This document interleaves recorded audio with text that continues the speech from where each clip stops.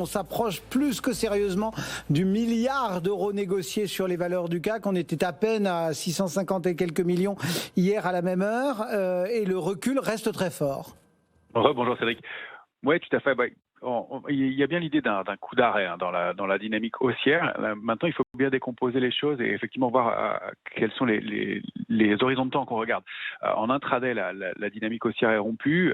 Elle ne l'est pas encore à court terme, puisque notre niveau d'alerte sur le futur, on l'a positionné sous 6192. Il y a les éléments techniques qui entrent en jeu. On a un marché qui est quand même très technique en ce moment.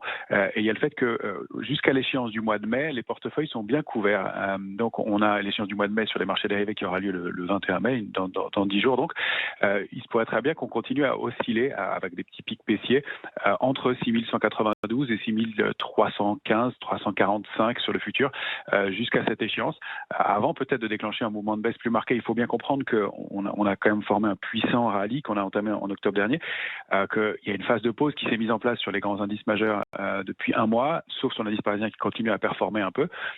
Donc on ne va pas retourner ce mouvement-là d'un coup et avoir une accélération baissière très marquée. Donc qu'on ait des extensions vers 6192 futurs 6200 dans la séance ou dans les jours à venir, pourquoi pas. Qu'on rompe ce niveau tout de suite, c'est pas garanti. Après, ce qui va être intéressant, c'est de voir où pourrait effectivement, jusqu'où pourrait déclencher cette alerte baissière. On a effectivement pour nous une zone intéressante qui est 6072, 6093, avec des extensions possibles à 6045. Donc on rejoint bien les cibles de Jean-Louis à ce sujet. Précision. Quand je donnais la cible 5816, 879, ça c'est notre alerte de moyen terme. C'est un scénario, et je le précisais, qui était une extrapolation que j'anticipais un peu les choses. Il n'y a pas d'élément qui nous donne encore à penser que le niveau de 6000 soit rompu, puisqu'il y a un très fort niveau de couverture autour de ce niveau-là, et notamment au mois de juin aussi sur les options. En revanche, sous 6000 au mois de juin, il n'y a aucun niveau de couverture, il n'y a absolument aucune option de vente entre 6000 et 5008.